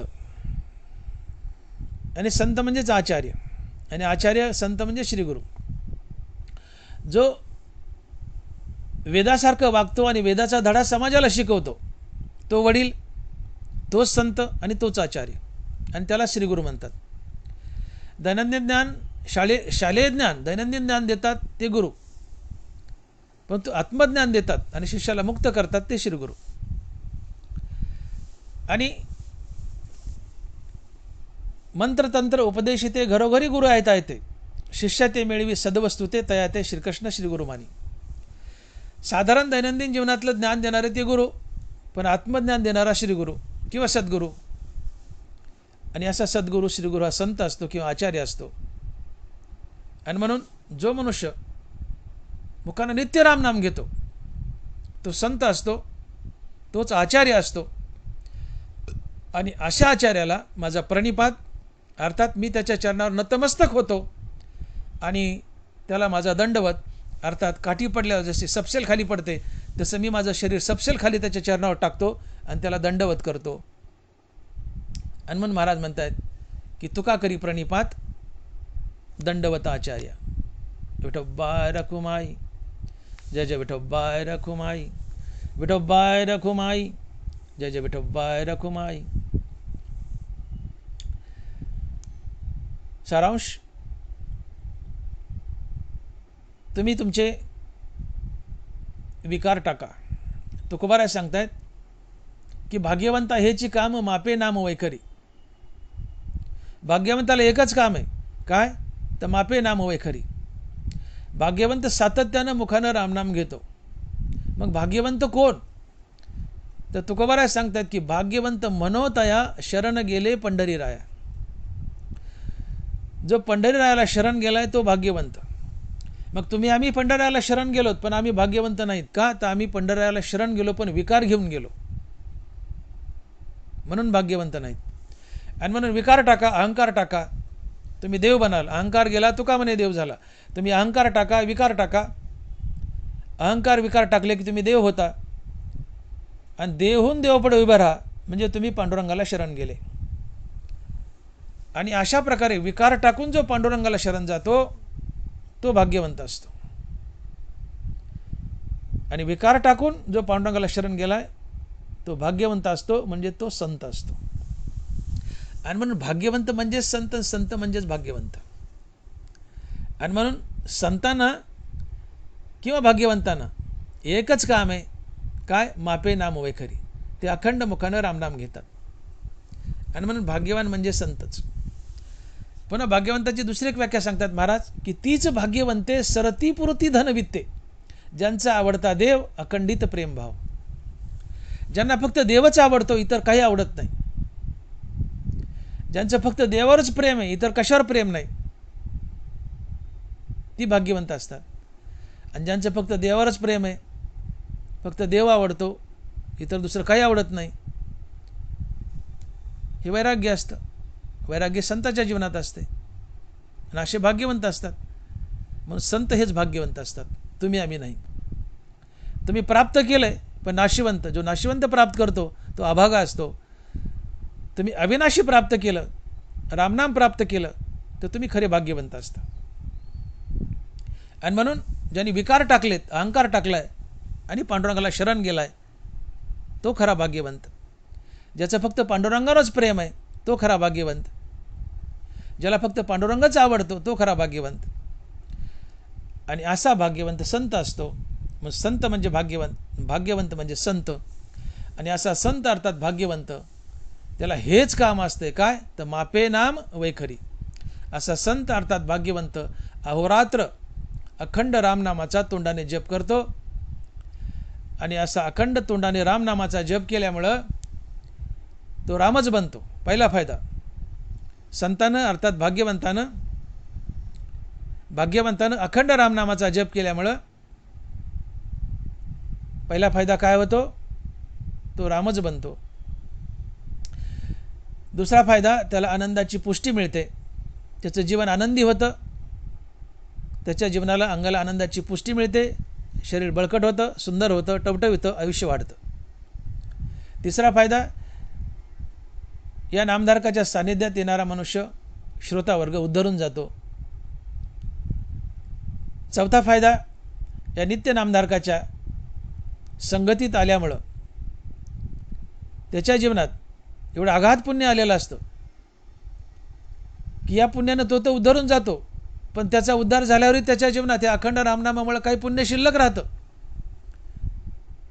तर हे शिल्लक राहिलेलं पुण्य त्याच्या सानिध्यात आलेल्या लोकांच्या कामी येतं, श्रोत्याच्या कामी येतं आणि तेही उद्धरून जातात. आणि म्हणून असा अखंड नामधारक, जो मापे नाम वैखरी, असा भाग्यवंत, असा अखंड नामधारक हा आचार्य असतो, हा श्रीगुरू असतो, हा संत असतो. आणि अशा आचार्याला, अशा संताला, अशा भाग्यवंताला माझा प्रणिपात आणि दंडवत. अर्थात अशा आचार्यापुढं, अशा संतापुढं, अशा भाग्यवंतापुढं मी नतमस्तक होतो, त्याच्या पायावर लोळतो आणि काठीसारखा खाली पडून त्याला दंडवत घालतो. आणि म्हणून आपलाही उद्धार व्हावा यासाठी रामनामाला लागा, सत्कर्म करा, मुखानं रामनाम घ्या, पाप कटतील. रामनामानं पुन्हा पदरी पुण्य येईल. पदरी पुण्य आलं की पुन्हा रामनाम घ्यावं असं वाटेल. या रामनामानं अहंकार जाईल,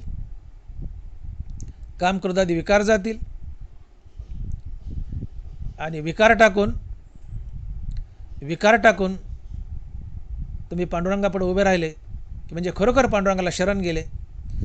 आणि विकार आणि अहंकार टाकून जो पांडुरंगाला शरण जातो तो पांडुरंगाचा खरा शरणागत असतो. आणि अशा शरणागताला तुकोबाराय भाग्यवंत म्हणतात. असा भाग्यवंत मुखानं नित्य नामस्मरण करतो, त्यामुळे तो मुक्त होतो, त्याच्या जीवनात आनंद येतो, आनंदाने त्याच्या जीवनाला पुष्टी मिळते, शरीर बळकट होतं, टवटवीत होतं, त्याच्या सानिध्यातले श्रोते उद्धरून जातात. त्याच्याजवळ एवढं पुण्य असतं की पुण्यानं तो उद्धरतो आणि उद्धरून उरलेल्या पुण्याने बाकीचे उद्धरतात. आणि असा भाग्यवंत नित्य नामधारक हा आचार्य असतो, संत असतो, त्याला माझा प्रणिपात आणि साष्टांग दंडवत. आणि म्हणून तुका करी प्रणिपात दंडवत आचार्य. ज्ञानेश्वर माऊली ज्ञानराज माऊली तुकाराम, ज्ञानेश्वर माऊली ज्ञानराज माऊली तुकाराम.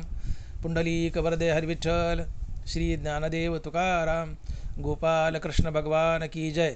माऊली ज्ञानेश्वर महाराज की जय. जगद्गुरु तुकाराम महाराज की जय. विठ्ठल विठ्ठल विठ्ठल विठ्ठल विठ्ठल विठ्ठल विठ्ठल विठ्ठल विठ्ठल विठ्ठल विठ्ठल विठ्ठल.